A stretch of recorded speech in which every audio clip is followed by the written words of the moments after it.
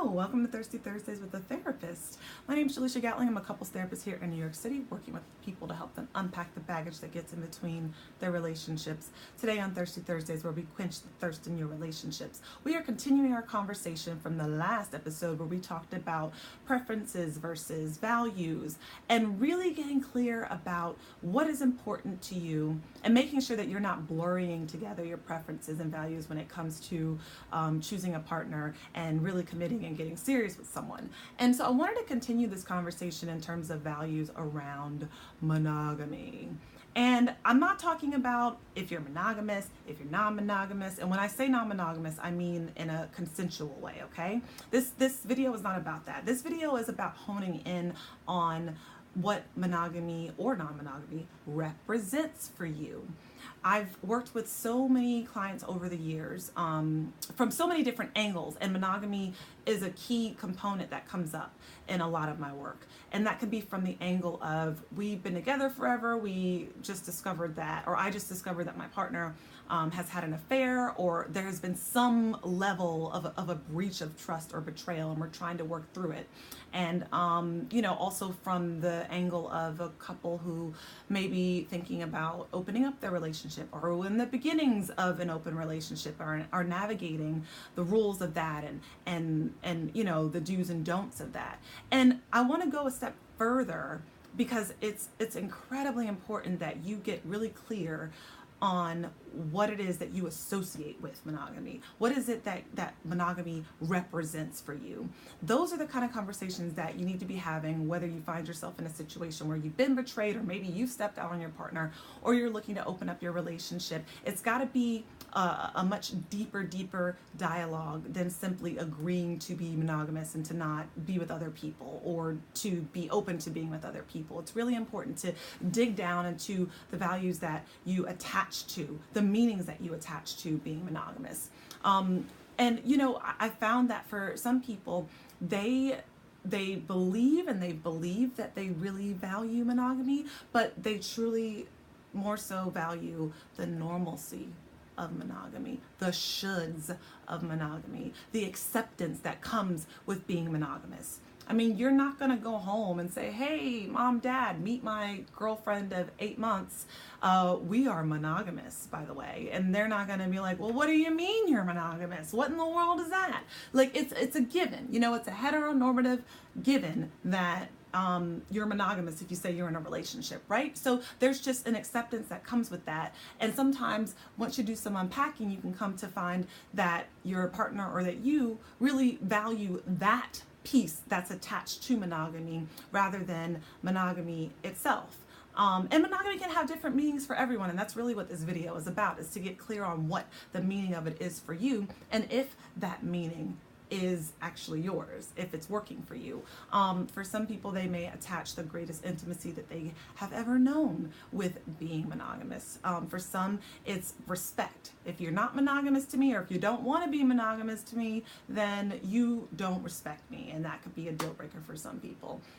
For some people, they just associate it with the true love, and they can't fathom that someone would want to be in a consensual non-monogamous relationship, or that they could step out or have even an emotional affair and truly love them still. And so those are all different beliefs and associations that we might attach to monogamy, which might cause us to have certain takeaways or different takeaways from someone else. And that all depends on the different messages that have been taught to us, whether verbally or non-verbally, from society, from family, from religion, from culture. So many different levels and facets that could contribute to how we feel and how we conceptualize monogamy.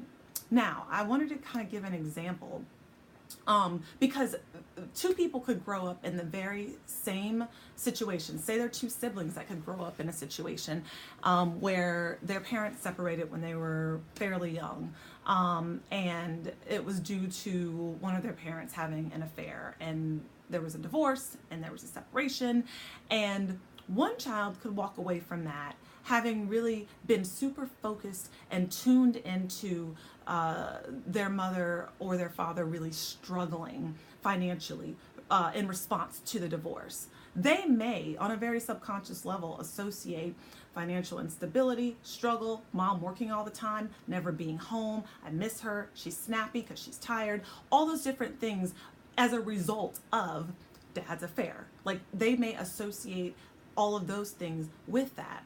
Therefore, they may grow up, be doing really well in life, get married, be in a long-term relationship, and say that their partner cheats on them. They may have agreed to be in a monogamous relationship, and they may have told themselves that they value that, but in truth, it may just be a preference. They may prefer monogamy, but they may actually stay with this person and want to work through it. They may be motivated to work through it because they don't want the family to be apart, and because they may be more worried about that instability or that struggle that they witnessed their mother going through. They may have a very different message or takeaway from that situation than someone else. And so, does that make sense what I'm saying? I know you can't speak back to me, but let's say that same exact situation in childhood happened to their sibling. Their sibling, their takeaway may have been very, very different. They may have walked away from that situation believing that monogamy means that your parents don't love each other. They don't love each other. It was all a fraudulent union. And that might have been because of one conversation with their mom where their mom was crying and saying, he never loved me. He never loved me. He doesn't love you. He doesn't love us because he would never do this to us. That might be the takeaway for that sibling. So that sibling may grow up, and let's say that they get into a situation where they're cheated on. They may be absolutely devastated and couldn't fathom going to couples therapy, couldn't fathom trying to work through this because he doesn't love me. That might be the ultimate takeaway for that person.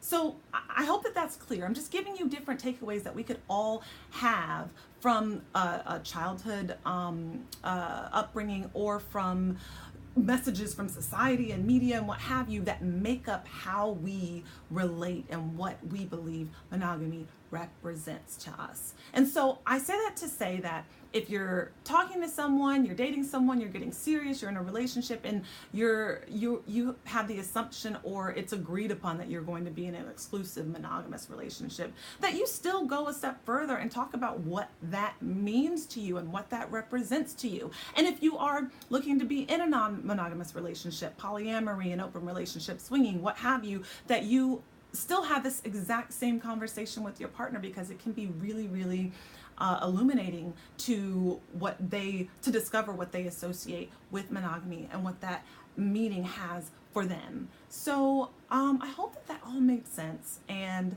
I look forward to seeing your comments below on what you thought about this video. I'd love it if you would follow me on YouTube, Let's Unpack Therapy, so you don't miss out on my next Thirsty Thursdays, and you can get wind of upcoming workshops and things that I have coming up early in 2019. I'll see you guys next time on Thirsty Thursdays.